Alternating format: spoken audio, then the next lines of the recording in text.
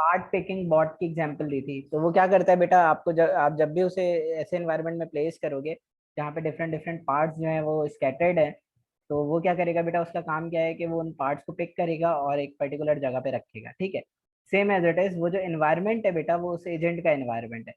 तो वो यही बता रहे हैं बेटा कि आपके पास डिफरेंट डिफरेंट एनवायरनमेंट्स होते हैं जिनके अकॉर्डिंग जो है बेटा आप उनको पुट करते हो। So agents are situated within the task environment which is differ according to the particular problems that the agent is designed to address. तो normally बेटा यही होता है कि हर different environment के लिए different agent design होते हैं। The basic thing is that agents are built according to their environment। ठीक है, कि किस environment में उसे pick करना है, put करना है, तो उसी के अकॉर्डिंग जो है बेटा आप अपने एजेंट को तैयार करते हो और वही फीचर उसमें असाइन करते हो। लेट सपोज एक हमने जो है वो एजेंट पार्ट पिकिंग का डिस्कस किया, एक और हम डिस्कस कर लेते हैं वैक्यूम क्लीनर वाला, रूम क्लीनर बॉट जो है। ठीक है, तो वो क्या करेगा बेटा, जब आप उसे प्लेस करोगे ना रूम, तो उसका काम क्या है बेटा कि it will carry a dirt और डिफरेंट डिफरेंट जो आपके रूम में रैपर्स पड़े हैं या डिफरेंट डिफरेंट चीजें जो हैं उनको पिक करना है। वो कैसे बताओगे बेटा, वो आप सिंबल्स उसको जो है वो लर्न करवाओगे, और उन सिंबल्स को लर्न करने के बाद वो जो है वो बेटा केपेबल होगा कि ये चीज मेरे लिए जो है वो लेटर है और ये चीज नहीं है। ठीक है, तो on the basis of this they will check के ये जो सिंबल है ये किस क्लास को डिफाइन कर रहा है, उसी के अकॉर्डिंग जो है वो सारी चीजें डिस्कस होंगी और उसे प्लेस्ड किया जाएगा। तो हम उस एनवायरनमेंट को जिसमें आपका एजेंट रखा जाता है उसे आप टास्क एनवायरनमेंट कहते हो। ठीक है, तो हर जो एजेंट है उसका एनवायरनमेंट जो है बेटा वो अलग हो सकता है। ये पॉइंट क्लियर हुआ सबको बेटा कि टास्क एनवायरनमेंट क्या होता है, और आपके पास जो है वो टास्क एनवायरनमेंट के अंदर डिफरेंस क्या है, क्या डिफरेंस है बेसिकली कि एजेंट जो है वो किस तरह एक्ट करेगा इन डिफरेंट एनवायरनमेंट। ये चीज समझ में आई बेटा आप लोगों को सबको? Yes sir. ठीक है, देन वी सेज कि आपके पास when we design agent to solve particular problem we must specify task environment as fully as possible। बेटा वो यही बता रहे हैं कि आप जब कोई एजेंट डिजाइन करते हो तो आपकी कोशिश ये होती है, हत्तल इम्कान कोशिश ये होती है कि you have to fulfil all the task of an environment. ठीक है, कि आप जो है वो सारी की सारी चीजें जो उस एनवायरनमेंट के अंदर मौजूद हैं जितना ज्यादा आप बेहतर तरीके से उसे एक्सप्लेन कर सकते हो उसको कर दो, ताकि जब एजेंट उस एनवायरनमेंट के अंदर आए तो उसे प्रॉब्लम ना हो रही हो। ठीक है बेटा, ये चीज क्लियर है सबको? तो उसमें हमारे पास जो बेटा एमा की डेफिनेशन है दिस इज के पीस एनवायरनमेंट होता है।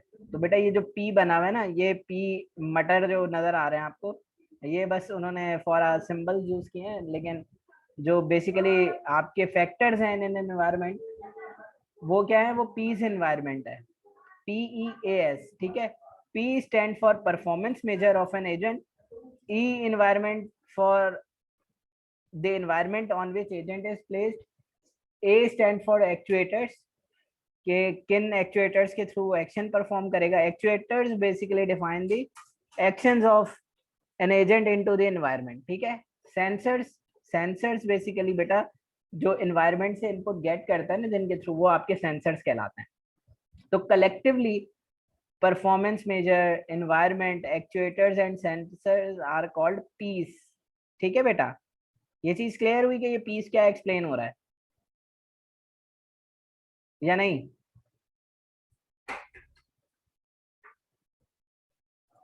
जी बच्चों, यस सर, क्लियर है। ठीक है, तो इसमें लिखा हुआ यूं है, लेकिन हम स्टार्ट करेंगे बेटा फ्रॉम एंड, क्योंकि इनपुट जो होगा तो ही चीजें परफॉर्म होंगी। तो way starting from a sensor. Sensors क्या होता है, the means by which agent senses it's environment. के सेंसर्स वो इनपुट मतलब डिवाइसेस हैं या जो मोड्स हैं जिनके थ्रू आपका एजेंट जो है वो सेंस करेगा फ्रॉम एन एनवायरनमेंट। ठीक है, अब एक्चुएटर्स क्या है, the means by which agent acts with in the environment. तो अब देखिए बेटा, सेंसर्स में उसने सेंस किया फ्रॉम एन एनवायरनमेंट, और एक्चुएटर्स की हेल्प से it will act into the environment. ठीक है, देन एनवायरनमेंट क्या है बेटा, the external environment that agent inhibits, कि एजेंट को आपने प्लेस जहाँ पे किया बेटा वो एनवायरनमेंट कहलाता है उसका। और इसी तरह परफॉर्मेंस मेजर क्या होता है, परफॉर्मेंस मेजर जिस तरह आपके बेटा मार्क्स आपकी परफॉर्मेंस मेजर होता है, इसी तरह एजेंट की भी जो परफॉर्मेंस मेजर होगी वो क्या होगी, वो देखते हैं the criteria by which we can measure the successful of an agent behaviour. Let suppose आपने जो है वो एक एजेंट बिल्ड किया था, ठीक है, ये आपका एजेंट है लेट सपोज, ठीक है, और यहाँ पे जो है वो 5 बॉक्सेस पड़े हैं। उसका काम क्या है कि उसने इन बॉक्सेस को, कितना हुआ है, 2 4 6 7 8 9 और 10, इसका काम क्या है बेटा कि यहाँ पे जो है वो बॉक्स रखा हुआ है, ठीक है, उस बॉक्स के अंदर उसने इनको पिक करना है, ठीक है, और पुट करना है। तो हम कहते हैं कि उसने ये वाला जो है वो डिटेक्ट किया ऑब्जेक्ट कि भाई इसको इसमें प्लेस्ड होना चाहिए, तो इसने एक यहाँ रख दिया। इसी तरह उसने ये पिक किया, यहाँ रख दिया। इसी तरह ये पिक किया, यहाँ रख दिया। इसी तरह ये वाला पिक किया ऑब्जेक्ट और ये हो गया। अब क्या हुआ कि उसने इसी तरह करते करते 1 2 और 3, ये 3 और इसने यहाँ पिक करके रख दिए, ठीक है।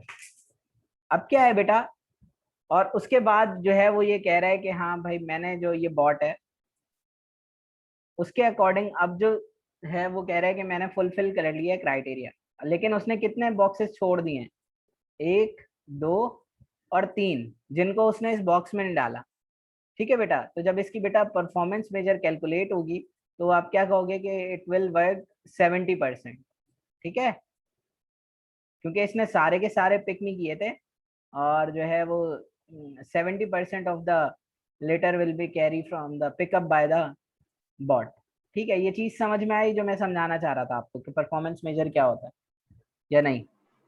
Yes sir. सबको क्लियर है?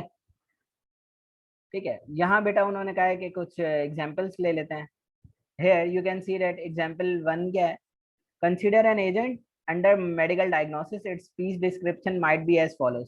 तो बेटा ये जो पीस डिस्क्रिप्शन लिखी जाती है ना वो आपकी अकल के अकॉर्डिंग लिखी जाती है, मतलब आप क्या सोचते हो। जैसे उन्होंने यहाँ एक मेडिकल डायग्नोसिस का एक एजेंट लिया, agent is medical diagnosis person, और डिस्क्रिप्शन कैसे डिफाइन होगी, तो आप जो है performance measure, environment, actuators, sensors, ठीक है। अब सेंसर्स क्या होते हैं, जब आप बेटा हॉस्पिटल जाते हो तो वो कैसे एंट्री करता है? जी बेटा सिनेरियो एक्सप्लेन करो कि आप इन केस हॉस्पिटल जाते हैं तो क्या क्या होता है।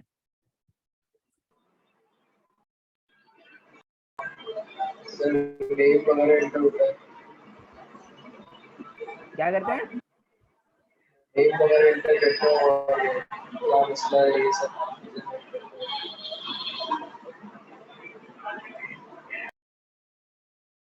देखिए बेटा और कोई एक्सप्लेन करेगा, इनकी आवाज में बहुत डिस्टॉर्शन थी। नेम वगैरह जैसे नोट करेंगे और प्रॉब्लम पूछेंगे। ठीक है हसन, अभी और बच्चों से पूछते हैं, और कोई?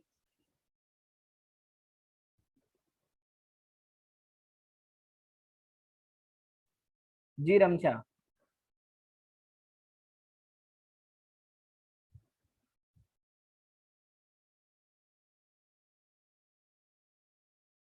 क्या होता है? अब्दुल वासे, क्या कहते हैं आप?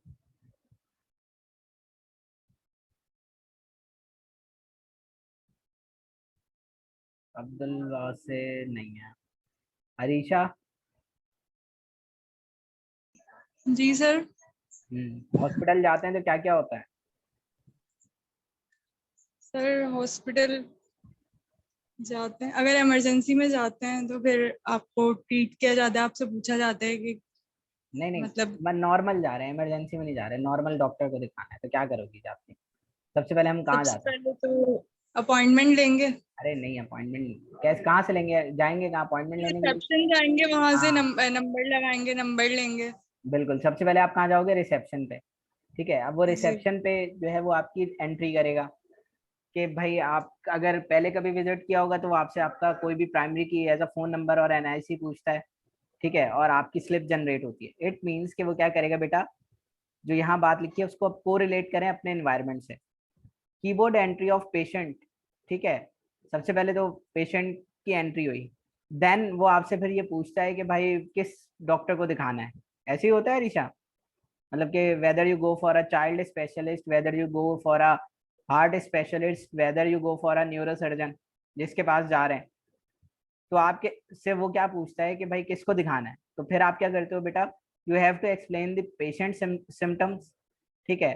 तो वो जो है वो एंट्री कर देता है कि भाई ये जो है इस डॉक्टर के पास इसे जाना चाहिए, तो वो it will notes the patient symptoms, responses to the questions and findings. तो आपसे जो सवाल पूछता है या सवाल पूछती है तो आप उसको देते हो और बताते हैं, और वो उसको एज अ स्टोर करती है।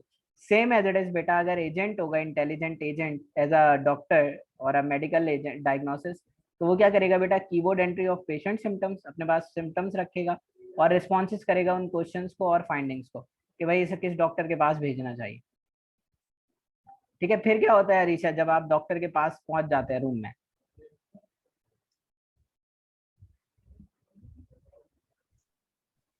सर जो भी क्यूरी होती है हम डॉक्टर को एक्सप्लेन करते हैं, वो हमें मेडिसिन देते हैं।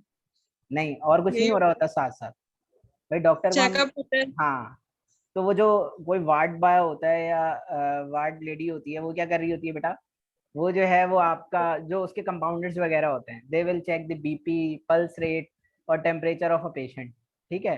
मतलब कुछ Yes, sir. Different different actions perform किए जाते हैं। वो एक्शंस कैसे परफॉर्म होंगे बेटा, एक्चुएटर्स से। एक्चुएटर्स इन एआई कैसे एक्ट करेंगे बेटा, डिस्प्ले किए जाएंगे क्वेश्चंस या फिर आपको टेस्ट बताए जाएंगे कि टेस्ट करवाएं या डायग्नोस हो जाएगा फौरन और ट्रीटमेंट स्टार्ट कर देंगे। तो जो एक्चुएटर्स में चीजें आएंगी ना बेटा, वो क्या होगा, display questions, test, diagnosis and treatment. तो एक्चुएटर्स में ये सारी चीजें आती हैं। अब आप एनवायरनमेंट क्या होगा हॉस्पिटल का, जी अरीशा।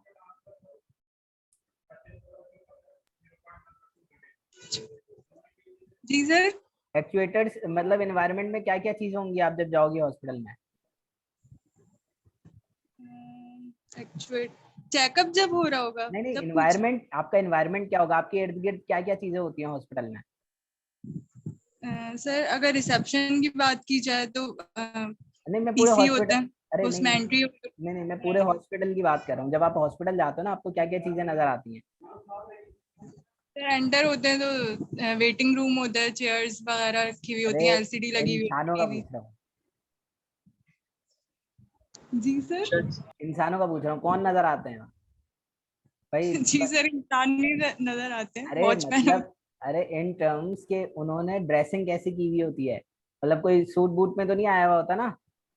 नहीं सर, हाँ, नॉर्मल तो क्या होते हैं वो जो नॉर्मल होते हैं, मतलब आपको या यूनिफॉर्म जो पेशेंट। पहना हुआ होता है, आपको क्या आपके इन्वायरमेंट में पेशेंट नजर आएंगे, और क्या नजर आएंगे आपको, नर्सेज नजर आएंगी, वार्ड बॉयज नजर आएंगे, ऐसे ही होगा ना, स्टाफ जो होता है हॉस्पिटल का। जी और आपको हॉस्पिटल की बिल्डिंग होगी इर्द गिर्द, ये तीन चीजें होंगी कि हॉस्पिटल होगा जिसमें आप हैं, स्टाफ होगा और पेशेंट होगा। इसके अलावा और तो कोई नहीं आया होता ना, ये इन्वायरमेंट है। Attendant, sir. अटेंडेंट से अटेंडेंट बेटा वो पेशेंट के साथ ही होगा, वो उन्होंने जर्नल उनको पेशेंट ही कह दिया, आप यहाँ अटेंडेंट ऐड कर सकते हो, ठीक है। तो अब परफॉर्मेंस मेजर क्या होगा बेटा, आप जब डॉक्टर के पास जाते हो तो नेक्स्ट टाइम उस डॉक्टर के पास जाना चाहिए या नहीं जाना चाहिए, वो किस चीज पे बेस्ड करता है।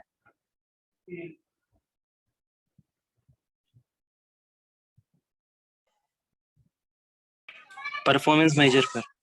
क्या परफॉर्मेंस मेजर होगा डॉक्टर का भाई। सर मेडिसिन होंगी कि उससे कितना हाँ हाँ इफेक्ट हो रहा है। हाँ, कि आप जो, आपको उससे जो डॉक्टर ने मेडिसिन दी थी भाई, वो उससे कोई असर वसर भी हुआ है या नहीं हुआ, मतलब बुखार उतरा है नहीं उतरा, या ऐसे ही मतलब जो हालत पहले थी दवाई खाने के बाद भी वही है। तो नेक्स्ट टाइम क्या होगा, आप उसके बाद जाओगे ही नहीं भाई, मतलब पागल डॉक्टर है, कुछ भी नहीं होता। ठीक है, तो परफॉर्मेंस मेजर में क्या क्या चीजें होती है बेटा, कि पेशेंट की हेल्थ, ठीक है, कॉस्ट ऑफ ट्रीटमेंट, ये आपका परफॉर्मेंस मेजर होता है, ठीक है। तो नॉर्मली क्या होता है बेटा, परफॉर्मेंस मेजर जो है, अगर हम हॉस्पिटल्स की बात करें तो उसमें यही है कि भाई जितना अच्छा हॉस्पिटल होगा, महंगा हॉस्पिटल होगा, हेल्थ ऑफ पेशेंट भी नॉर्मली यही समझा जाता है कि भाई अच्छे हॉस्पिटल जाएंगे तो अच्छा इलाज होगा।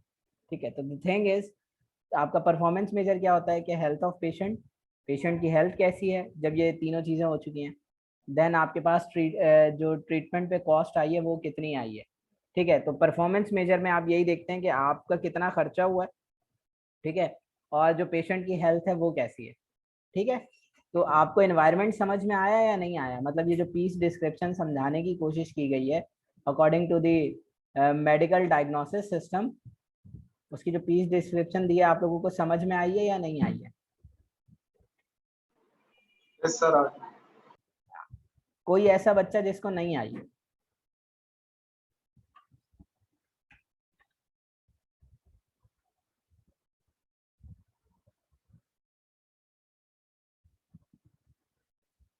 कोई ऐसा स्टूडेंट है बेटा जिसको ये वाली चीज समझ में नहीं आई कि भाई क्या बात हुई है, पीस डिस्क्रिप्शन में क्या क्या चीजें इन्वॉल्व होती हैं, कि पी क्या है, परफॉर्मेंस मेजर कैसे है, क्यों कह रहे हैं, एनवायरनमेंट को क्यों ये कहा गया है, और एक्चुएटर्स में ये चीजें क्यों लाई गई हैं, और सेंसर्स क्या हैं। इसमें किसी को कोई मसला है तो बताओ मुझे बेटा, या कोई पॉइंट नहीं समझ में आया तो बताओ, या सबको आ गया समझ? ठीक है, किसी ने कुछ नहीं कहा है ना? अब बेटा ये जल्दी से इसका मुझे पीस डिस्क्रिप्शन लिख के दिखाएं आपको सब, जिससे भी मैं पूछूंगा वो आंसर करेगा, और अगर वो आंसर नहीं करेगा तो वो एब्सेंट है। आप लोगों के पास 5 मिनट है इसकी पीस डिस्क्रिप्शन लिखते हैं जरा। सर चैट पर लिखें? नो, आप बेटा बल्कि ऐसा करते हैं, इसको आप लोग, मैं असाइनमेंट अपलोड कर दूंगा उसमें आप लोग लिखना। ठीक है, ये देख लो क्या है थैंक यू सर। कि mobile agent design to roam the moon and gather rock samples. एक मोबाइल एजेंट है, ठीक है, जिसको आपने डिजाइन किया है for what, to roam the moon and gather rock samples. तो आपने ये देखना है बेटा कि क्या है। इसको मैं असाइनमेंट आज ही अपलोड कर दूंगा, बल्कि एक यार इतनी देर लगाई जब से मैं नमाज पढ़ी, जब तक सिर्फ एक मैसेज लेके आया बस। ठीक है, तो उसमें मैं जो है आप लोगों के लिए अपलोड कर देता हूँ आपके क्लासरूम में। ठीक है, एक इमेज होगी, ठीक है, उस इमेज के अकॉर्डिंग जो है वो आप लोगों ने चीज़ों को जो है वो वहाँ पे मेंशन करना है कि आपके पास आपका पीस एनवायरनमेंट किस तरह एक्सप्लेन कर रहा है। ठीक है, वो जो है मैं आप लोगों के लिए कर दूंगा उसको अपलोड, तो आप लोग उसको देख के फुलफिल कर देना। सर ये स्लाइड अपलोडेड है इस पे?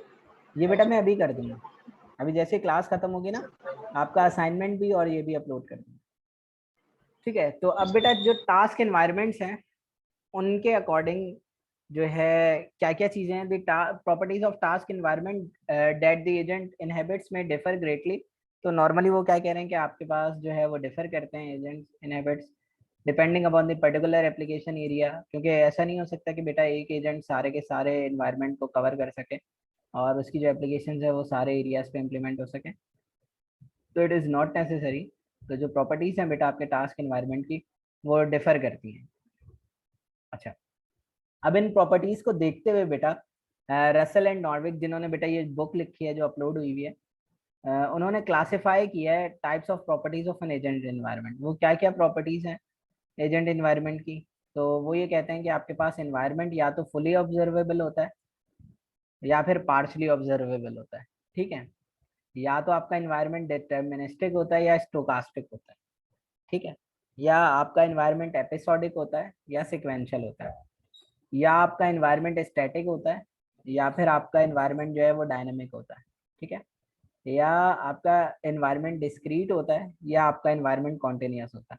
तो बेटा कुछ प्रॉपर्टीज को रीड करने के बाद, आइडेंटिफाई करने के बाद, कुछ सिनेरियोज को जो रसेल एंड नॉर्वेग है उन्होंने एक्सप्लेन की हैं ये सारी चीज़ें, कि आपका जो आपके जो एनवायरनमेंट्स है वो इस तरह के हो सकते हैं। ठीक है, तो अब फुली ऑब्जर्वेबल का हमेशा जो अपोजिट होता है बेटा वो पार्शली ऑब्जर्वेबल होता है। इसी तरह जो डिटर्मिनिस्टिक एनवायरनमेंट्स होते हैं उनका जो अपोजिट है वो आपका स्टोकास्टिक एनवायरनमेंट होगा। इसी तरह एपिसोडिक एक एनवायरनमेंट तो दूसरा जो है वो सिक्वेंशियल होगा। ठीक है, सेम एज इट इज आपके पास जो स्टैटिक और डायनेमिक है, स्टैटिक एनवायरनमेंट होगा तो उसका जो अपोजिट होगा वो आप उसे जब देखोगे तो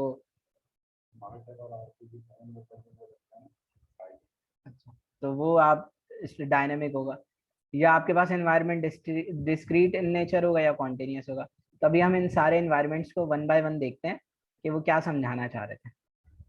देखिए बेटा, fully observable versus partially observable, जैसे बेटा आपको मालूम है इंग्लिश वर्ड है दोनों कि if you talk about a fully observable environment, इसका मतलब यह है कि बेटा आप एनवायरनमेंट के बारे में एक एक चीज जानते हैं।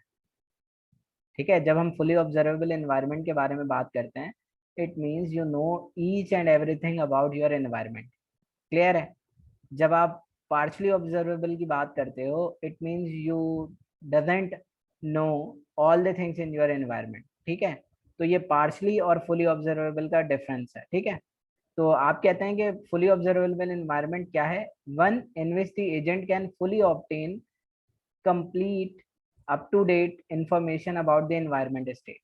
ठीक है, कि आपका फुली ऑब्जर्वेबल एनवायरनमेंट ऐसा एनवायरनमेंट होता है जिसके अंदर आपका एजेंट कंप्लीट नॉलेज रखता है अपने पास, और अगर नहीं होती नॉलेज उसे तो वो अपनी इंफॉर्मेशन को अपडेट रखता है about the environment state.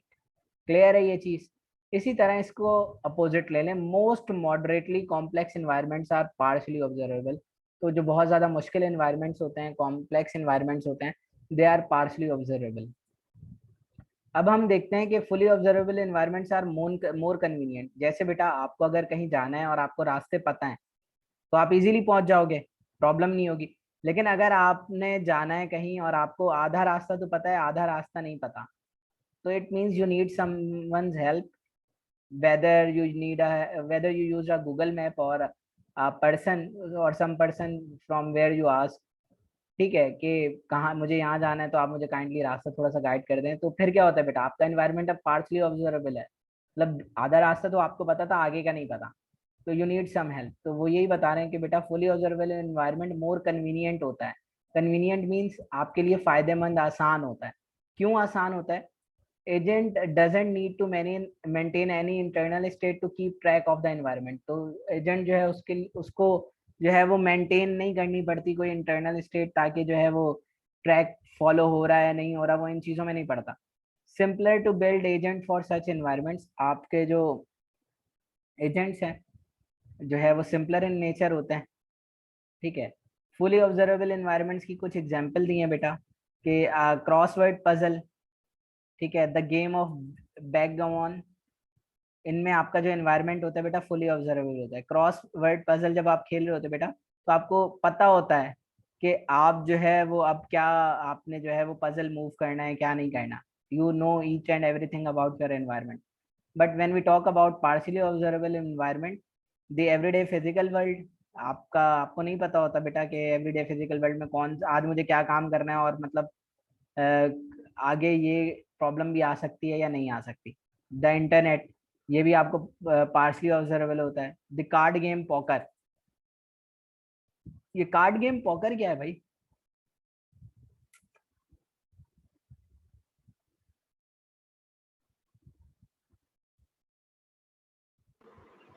Sir पता नहीं। बेटा पत्ते खेलें कभी? जी सर। बस उसी को कहते हैं पोकर।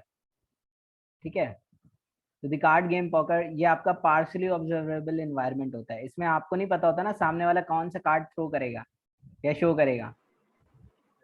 आपको ये पता होता है कि भाई ये कार्ड हैं हमारे पास, मीन्स कि आपको पता होता है कि आपके पास जो है वो ये कैटेगरी के कार्ड्स हैं।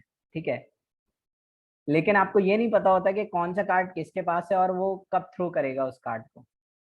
ठीक है, तो आपका एनवायरनमेंट पार्शली ऑब्जर्वेबल होता है, आपको पक्का पता नहीं होता कि अब जो है वो ये होगा।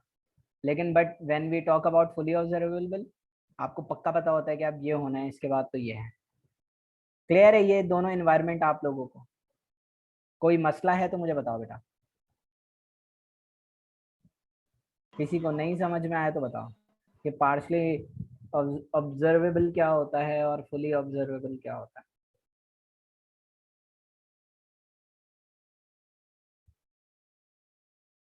कौन एक्सप्लेन करेगा ये चीज?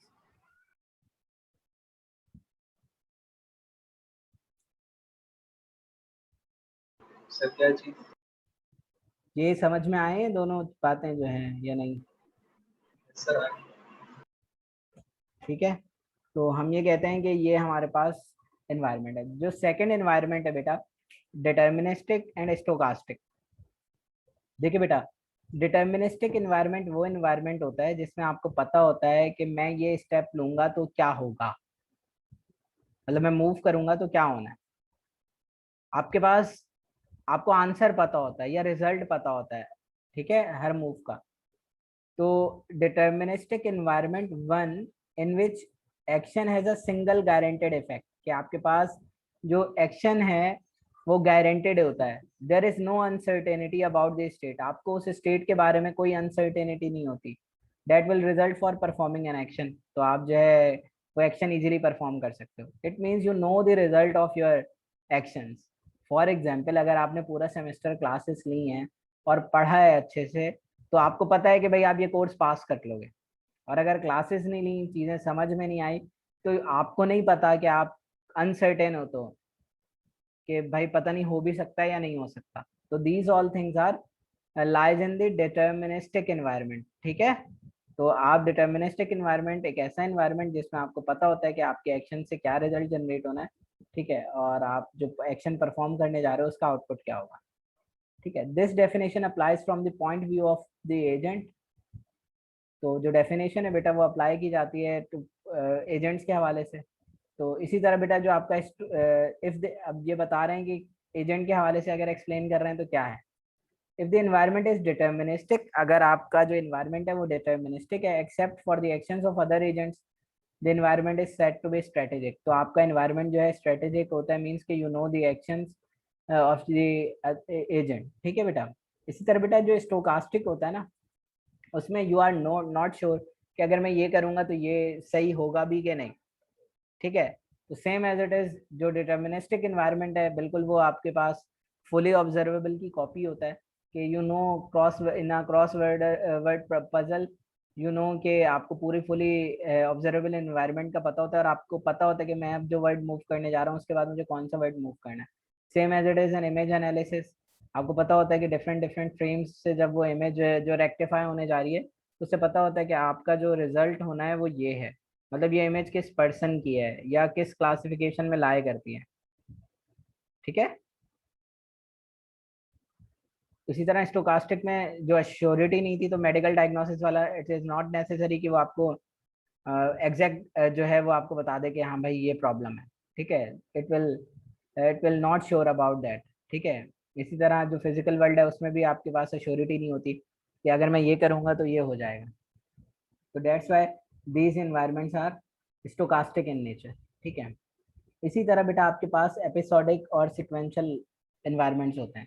एपिसोडिक एनवायरनमेंट क्या होते हैं बेटा, कि आपके पास जो जिस तरह आपके पास सीरियल ड्रामा सीरियल्स होते हैं या डिफरेंट डिफरेंट वेब सीरीज होती हैं, उनमें क्या होता है बेटा कि आपका जो एनवायरनमेंट है बेटा वो डिपेंडेंट होता है नंबर ऑफ डिस्क्रीट एपिसोड्स पे। मतलब एपिसोड 1 में ये होना है, एपिसोड 2 में ये होना है, एपिसोड 3 में ये होना है और एपिसोड 4 में ये होना है।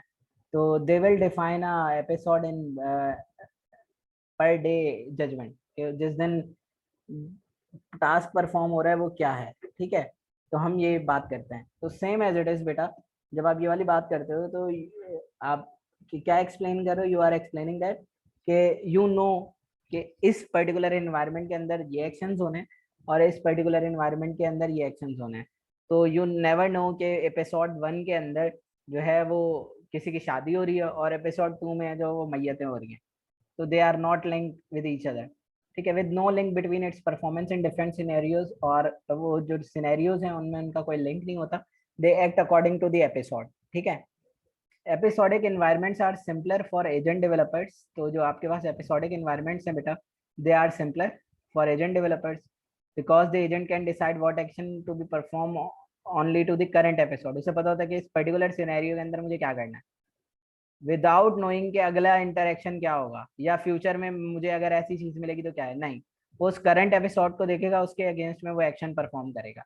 बट बेटा जब हम सिक्वेंशियल मॉडल की बात करते हैं या सिक्वेंशियल एनवायरनमेंट की बात करते हैं, तो इसमें लिया गया हर एक्शन एक दूसरे से लिंक्ड होता है, प्रीवियस भी, प्रेजेंट भी और फ्यूचर वाला भी। तो वो सारे जो लिंक्स हैं वो एक दूसरे के दरमियान होते हैं, एक्शन एजेंट्स के जो इफेक्ट्स हैं।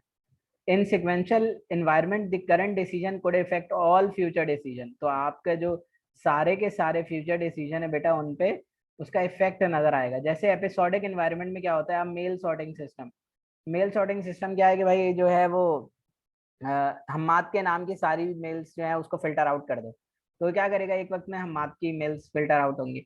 Defect detection on assembly line, अगर कोई असेंबली लाइन खराब हुई है तो उसकी डिफेक्ट की डिटेक्शन करनी है, तो एक टाइम में वो एक ही काम कर रहा है। ठीक है, इसी तरह बेटा जब सिक्वेंशियल इन्वायरमेंट की बात करते हैं तो आपका जो पॉकर है या bot deliver mail and coffee जो है वो क्या करेगा बेटा, वो सिक्वेंशियल फॉलो करेगा। जिस तरह आप पोकर में नॉर्मली क्या देखते हो बेटा कि इसने ये कार्ड डाला है, इसने ये कार्ड डाला है, तो अब मुझे कौन सी सीक्वेंस फॉलो करनी चाहिए, तो दैट्स द पोकर एनवायरनमेंट। इसी तरह बेटा आपको ऊपर नजर आ रही होगी स्टार वॉर की diagram, they will episodic in nature. ठीक है, तो ये चीज उन्होंने इसके थ्रू आपको एक्सप्लेन करने की कोशिश की है। इसी तरह बेटा आपके पास जो यहाँ तक बेटा किसी को कोई प्रॉब्लम है, कोई चीज नहीं समझ में आई तो मुझे बताओ। ये दो हमने चीजें देख ली, deterministic versus stochastic, episodic versus sequential.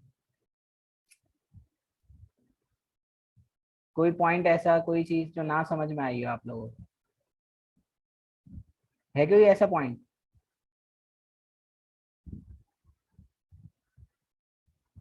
जी हसन,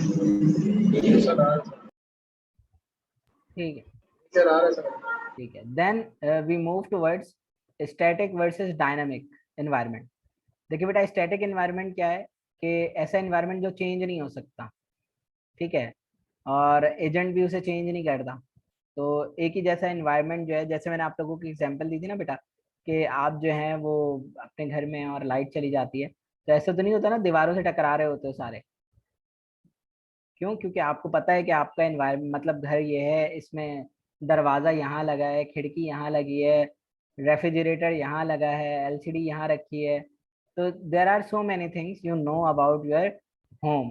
ठीक है, लाइट ना भी हो तो आप आराम से सीढ़ियाँ उतर के नीचे भी जा सकते हैं, ऊपर भी आ सकते हैं, और अपने पूरे घर में घूम सकते हैं विदाउट अ लाइट, अगर आपको अपने घर का पता है सही से। ठीक है, तो स्टैटिक एनवायरनमेंट में बेटा यही होता है कि जो एजेंट होता है उसे एक ऐसी जगह प्लेस किया जाता है जो अनचेंज हो एनवायरनमेंट। ठीक है, तो एजेंट फिर उसी के अकॉर्डिंग जो है उस एनवायरनमेंट के अंदर जो है वो लर्न करके काम कर रहा होता है। इसी तरह बेटा जो डायनेमिक है, डायनेमिक में मैंने क्या एग्जांपल दी थी कि लेट सपोज आप अपने घर से शिफ्ट होते हैं कहीं और आप फर्स्ट टाइम उस रूम में गए और वहाँ पे चीज़ें जो है वो हैफेजर्ड हुई फैली हुई पड़ी हुई हैं, और आपसे कहा जाए बाहर आओ रूम से, तो क्या होगा? फर्स्ट टाइम आप जब बाहर आएंगे तो क्या होगा, कभी किसी चीज़ से टकराएंगे, कभी किसी चीज़ से टकराएंगे, मे भी हो सकता है गिर गिर जाए।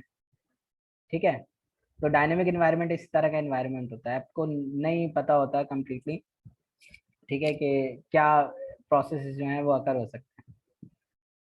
तो आप डेफिनेशन देख लें दोनों की, one that can be assume to remain unchanged while the agent will the agent is deliberating। ठीक है, डायनेमिक एनवायरनमेंट में क्या है, one that has other processes operating on it, कि उस पर क्या प्रोसेस अप्लाई करने हैं, और it will changes the agent and environment जो है बेटा वो चेंज होती है। Static environment are easier to deal with, जो आपके स्टैटिक एनवायरनमेंट्स होते हैं बेटा उनसे डील करना बहुत आसान होता है।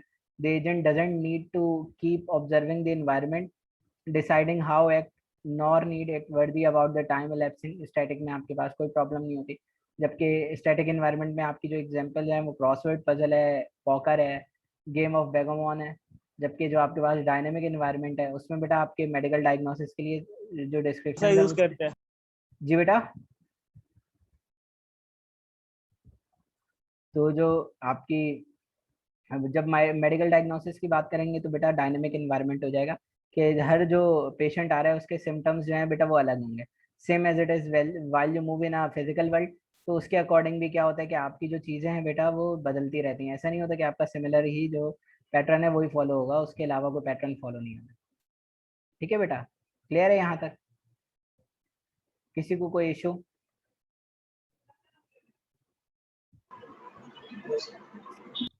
ठीक है बेटा, तो अभी जो है वो 1-2 मिनट है अजान में, हम जो है इसे यहीं तक रखते हैं। ठीक है, 7:45 पे बेटा आप लोग ज्वाइन कर लीजिएगा, 20 मिनट का ब्रेक है आपके पास।